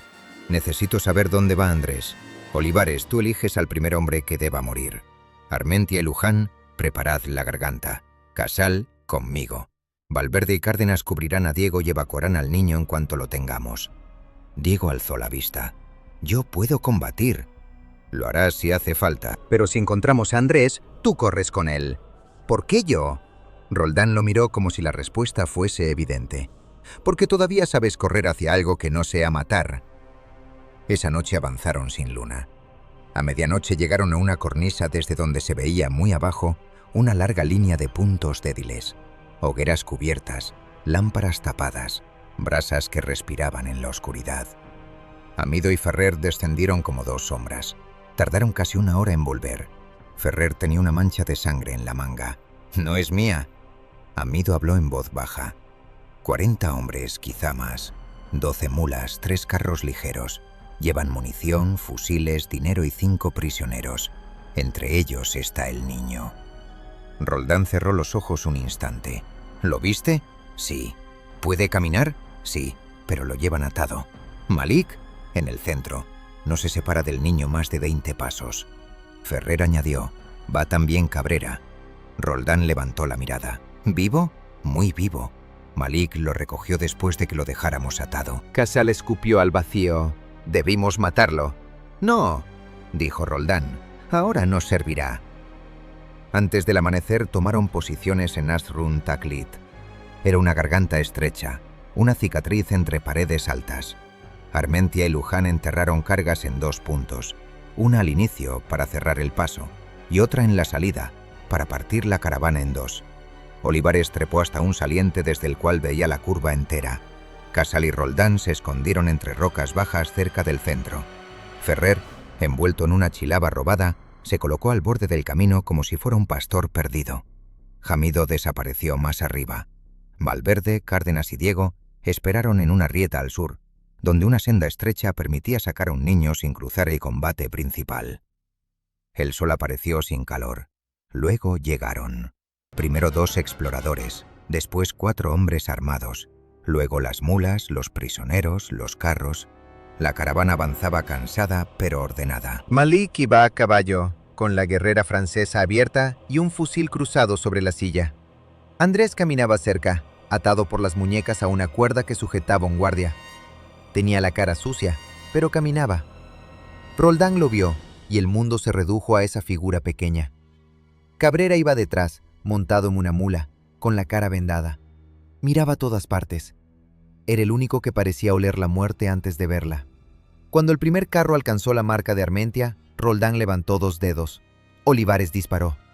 El guardia que sujetaba a Andrés cayó hacia atrás. Al mismo tiempo, Armentia cerró el detonador. La salida de la garganta explotó en una nube de polvo y roca. Malik tiró de las riendas y giró hacia el niño. Roldán salió de su escondite.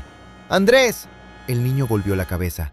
¡Padre! Entonces el segundo explosivo reventó la entrada del paso. La caravana quedó encerrada. Casal abrió fuego sobre el grupo de escolta. Ferrer disparó al hombre que intentaba cortar las cuerdas de los prisioneros para usarlos como escudos. Jamido bloqueó una subida lateral con una lluvia de piedras. Diego salió de la grieta antes de que Cárdenas pudiera detenerlo. «¡Diego!», gritó Valverde. El muchacho corrió hacia Andrés. Roldán también. Malik llegó primero. Agarró al niño por el cuello de la camisa y le puso una pistola en la cabeza. «¡Alto!». Los disparos se apagaron alrededor como si alguien hubiera cerrado una puerta. Malik estaba cubierto de polvo, con sangre en la mejilla.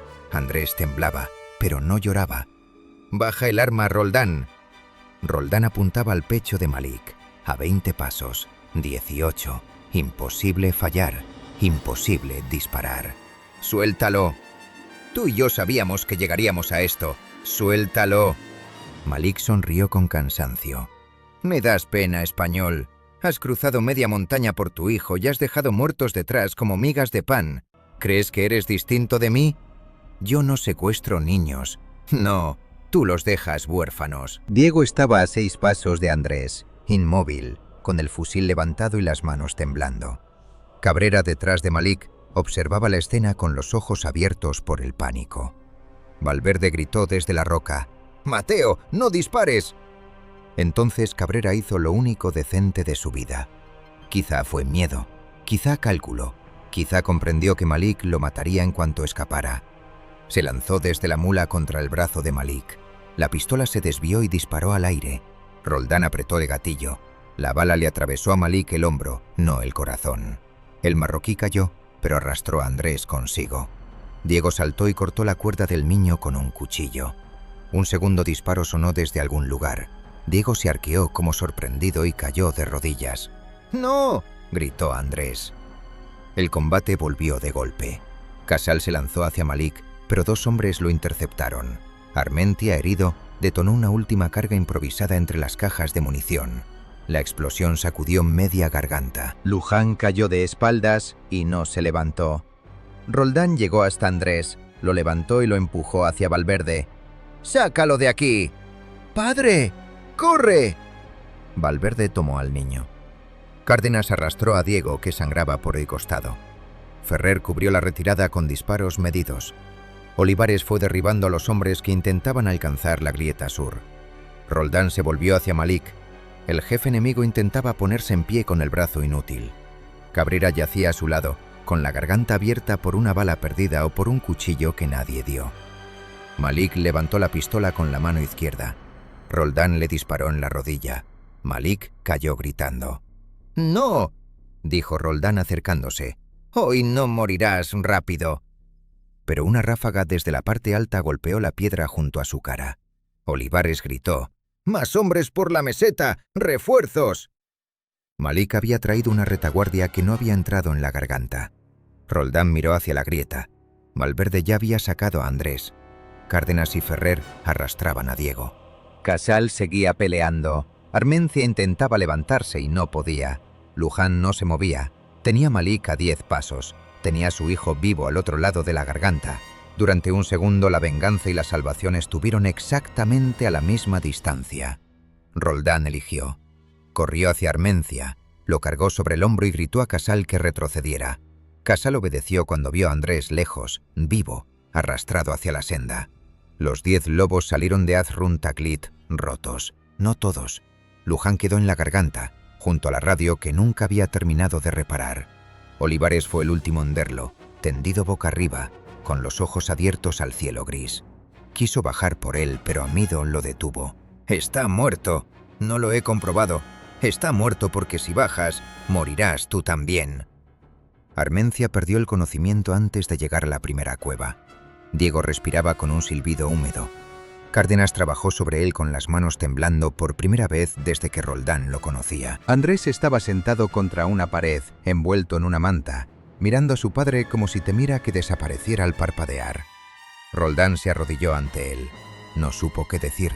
Andrés fue quien habló. «Mamá no viene, ¿verdad?». Roldán cerró los ojos. «No». El niño sintió despacio, como si ya lo supiera desde hacía mucho. Después se abrazó a él. Diego murió antes del amanecer. Cárdenas hizo todo lo posible. Cuando comprendió que no bastaba, se apartó y dejó que Valverde se sentara junto al muchacho. El antiguo capellán tomó la mano de Diego, y esta vez sí rezó. Diego pidió agua. Luego preguntó si el niño estaba a salvo. «Sí», dijo Roldán. El muchacho sonrió apenas. «Entonces corrí bien». Murió con esa sonrisa. Casal salió de la cueva y golpeó la pared de roca hasta abrirse los nudillos. Ferrer se quedó mirando al suelo. Amido cubrió el cuerpo con una manta. Armentia, delirando, repetía el nombre de Luján. Al mediodía enterraron a Diego bajo un almendro torcido. Para Luján no hubo cuerpo. Olivares talló 2 cruces pequeñas en la piedra. Roldán dejó junto a una de ellas una pieza de la radio rota que Luján siempre llevaba en el bolsillo. Los 10 lobos ya no eran 10. Y sin embargo el nombre seguiría corriendo por las montañas, porque las leyendas nunca corrigen sus cuentas. Antes de marcharse, Hamido trajo una última noticia. Malik había sobrevivido. Sus hombres lo habían sacado de la garganta durante la confusión. Estaba herido, humillado, pero vivo. Roldán miró a Andrés dormido junto a Valverde. Luego miró las montañas del sur. «Entonces esto no ha terminado». Valverde, agotado, levantó la vista. «Mateo, tu hijo está vivo. Ya lo tienes. Podemos buscar las líneas españolas. Podemos salir de esta locura». Roldán no respondió enseguida. En su rostro lucharon 2 hombres, el padre que acababa de recuperar a su hijo y el lobo que había aprendido a respirar solo cuando olía sangre. Finalmente dijo: «Lo sacaremos primero, lo pondremos a salvo, después...». No terminó la frase. No hizo falta.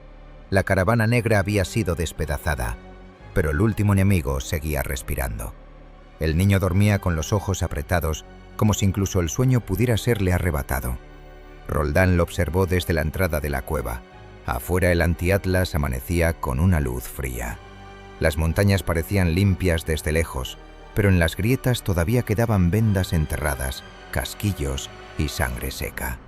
Andrés respiraba envuelto en una manta de soldado. En pocos días había perdido la infancia que Roldán recordaba. Ya no preguntaba por juegos ni por la escuela. Preguntaba por agua, por silencio, por si los disparos estaban lejos. Tenía 9 años y miraba las sombras antes de cruzar una puerta. Valverde se acercó despacio. «Tenemos que movernos». Roldán no apartó la vista del niño. «¿Armentia?» «Pude caminar si Casal lo ayuda, pero no mucho». «¿Diego?»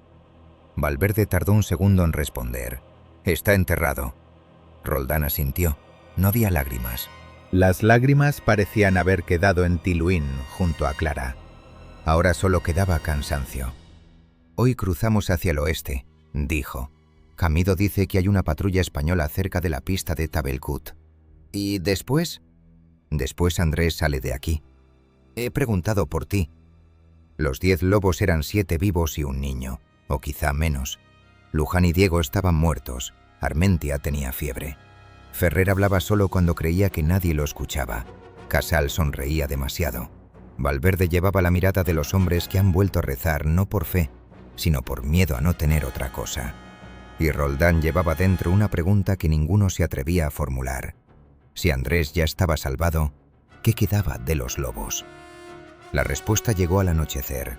Amido descendió de una cornisa con una tira de tela en la mano.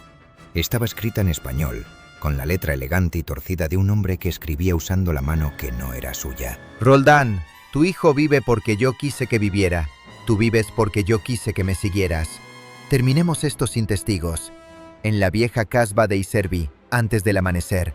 Si no vienes, iré por el niño cuando esté entre los tuyos. Ninguna bandera lo protegerá. Malik». Valverde leyó el mensaje y lo arrugó. «No, esto se acaba aquí. Entregamos al niño a los nuestros. Informamos de Malik, que lo persiga el ejército». Ferrer se incorporó. «¿Qué ejército? ¿El que dejó caer Sidi Hassan? ¿El que negará que existimos si nos conviene demasiado poco?» «Entonces nos vamos», dijo Valverde. «Cruzamos la frontera, buscamos un puerto, desaparecemos. Pero no seguimos a otro matadero». Casal guardó el cuchillo. «Yo sigo». «Claro que sigues», le espetó Valverde, «porque ya no sabes hacer otra cosa». Casal se levantó de golpe, pero Roldán habló antes de que el movimiento terminara. «¡Basta!». Andrés despertó con el ruido. Se sentó, envuelto en la manta, y miró a su padre. «¿Viene otra vez?». Nadie respondió. Roldán se arrodilló ante él y le puso una mano en el hombro. «No te tocará. Eso dijiste antes». La frase atravesó la cueva con más fuerza que cualquier bala. Roldán bajó la cabeza. «Sí, quiero irme a casa». Roldán pensó en la casa de Zaragoza, en Clara colgando ropa en un patio, en Andrés corriendo con las rodillas raspadas. Aquella casa ya no existía, aunque los muros siguieran en pie. «Te llevarán a salvo», dijo. «¿Tú no vienes?». Roldán no contestó. Andrés entendió. «Entonces no me salvaste». Valverde cerró los ojos. Ferrer dejó de fingir indiferencia. Amido miró al suelo. Roldán sintió por primera vez desde Tiluín que algo dentro de él se quebraba de verdad. Había rescatado a su hijo de Malik, pero no lo había sacado de la guerra. La guerra seguía en él. Aquella noche Roldán no durmió. Antes del alba reunió a los hombres fuera de la cueva. «Valverde tiene razón», dijo. «El niño va primero. Amido, tú lo llevarás hasta la patrulla española. Cárdenas irá contigo. Armentia también». «No está para otra marcha». El vasco intentó protestar, pero una tos le llenó la boca de sangre. Roldán no miró hasta que bajó la cabeza. «Ferrer, tú vas con ellos». «Ni hablar». «Sí, hablar. Si hay que mentir para pasar controles, tú eres el único que puede hacerlo sin sudar». Ferrer maldijo en voz baja. «¿Y tú?». Roldán miró hacia las montañas donde esperaba Iservi. «Yo termino esto». «No solo», dijo Valverde. «Solo no. Olivares y Casal vendrán conmigo. Tú no. Te vas a morir allí». «Puede ser». «¿Y Andrés?». Roldán tragó saliva. Andrés necesita recordar que su padre eligió protegerlo. no perseguir sangre hasta el final. Por eso no puede verme ir. Pero Andrés lo vio. Estaba en la entrada de la cueva, despierto, con la manta sobre los hombros. ¿Vas a matar al hombre? Roldán no mintió. Sí. ¿Y luego vienes? La pregunta era pequeña, terrible. Roldán se agachó ante él. Voy a intentarlo. Andrés lo abrazó con fuerza. Roldán cerró los ojos. Durante un instante fue solo un padre sosteniendo a su hijo. Después el niño se apartó. «¡No seas lobo!», susurró. Roldán no supo qué responder. La casba de Icerbi se alzaba sobre una colina rota, un esqueleto de adobe y piedra abandonado desde hacía décadas. No había banderas, no había hogueras, solo viento.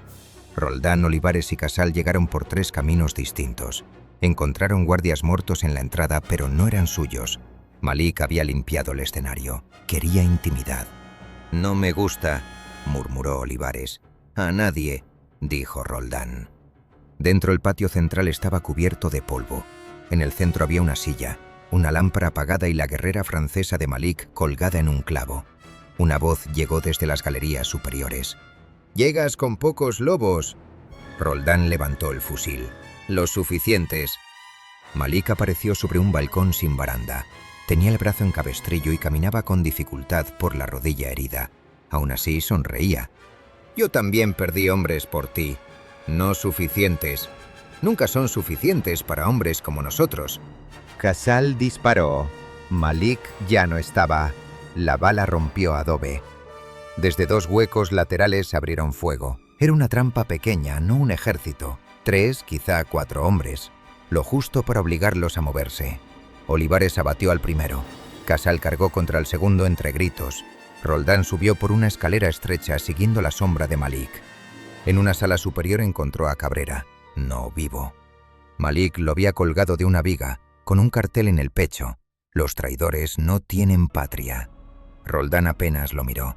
Ya no quedaba justicia que sacar de aquel cuerpo. Malik lo esperaba en la azotea. El sol empezaba a tocar las montañas. Abajo se oían disparos aislados, luego un grito de Casal, luego silencio. Roldán apuntó. Malik no levantó su arma. «Tu hijo ya está lejos», dijo. «Lo he visto partir con los tuyos desde la colina. Entonces has perdido». «No, he ganado lo único que quería, que llegaras hasta aquí después de salvarlo, que eligieras volver». Roldán sintió frío. «¿Para qué?». Para que entiendas que no luchas por tu hijo. Él era la cuerda. Tú luchas porque la sangre te mantiene en pie. Roldán disparó. La bala rozó el costado de Malik. El marroquí cayó detrás de un muro bajo y respondió.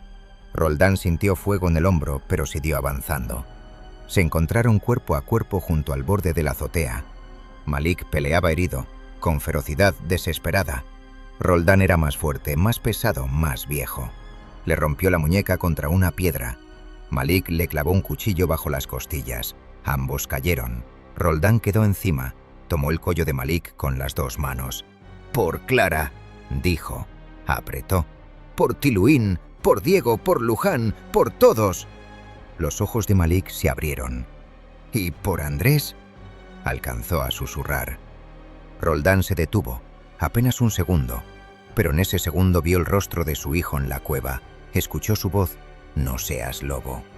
Malik aprovechó el instante para buscar el cuchillo. Roldán golpeó primero, 1 vez, 2. La cabeza de Malik chocó contra la piedra. El cuerpo dejó de moverse. Roldán permaneció arrodillado, respirando con dificultad. No sintió paz.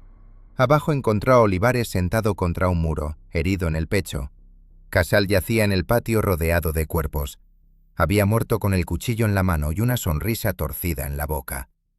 Olivares miró a Roldán. «¿Está hecho?». «Sí». «¿Valió la pena?». Roldán no respondió. Olivares sonrió apenas.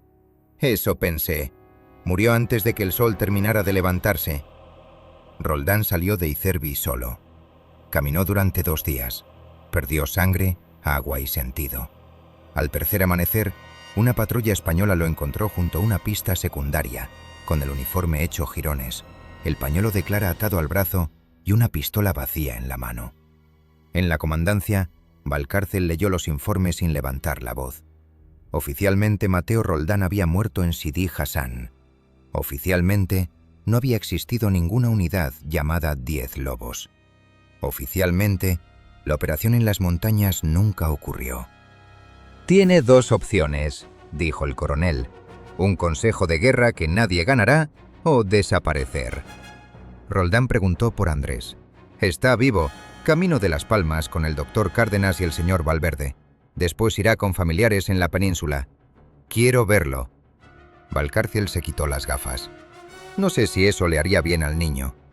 Roldán cerró los ojos. Durante mucho tiempo no dijo nada. Dígale que su padre murió sacándolo de las montañas. Eso no es verdad. Será mejor que la verdad. Valcárcel lo observó con una tristeza seca. ¿Y usted? Roldán miró sus manos. Manos de soldado, de viudo, de asesino, de padre. Yo ya no sé quién soy. Años después, en un archivo militar cerrado bajo otro nombre, aparecieron fotografías de Sidi Hassan, Tiluín, Asrun Taklit e Icerbi. En algunas se veían cuerpos y vehículos quemados, en otras apenas marcas. Una X tallada en madera, 10 cortes en una culata partida, un pañuelo claro manchado de polvo. En una hoja suelta, escrita a mano por alguien que no firmó, había una frase: de los 10, solo volvió uno, y quizá ni siquiera él. Andrés Roldán creció lejos de Ifni, nunca volvió al desierto. Durante mucho tiempo creyó la versión oficial, que su padre había muerto para salvarlo. Solo de adulto recibió un sobre sin remitente. Dentro había una vieja venda infantil, un pañuelo claro y una nota escrita con letra temblorosa. Perdóname por haberte traído de vuelta sin saber volver yo mismo. No había firma, no hacía falta. En los pueblos del Anti-Atlas, algunos ancianos todavía hablaron durante años de 10 españoles que llegaron sin bandera y se fueron dejando miedo en los caminos. Con el tiempo, la historia cambió. 10 se volvieron 100. Los fusiles se volvieron garras. Los hombres se volvieron sombras.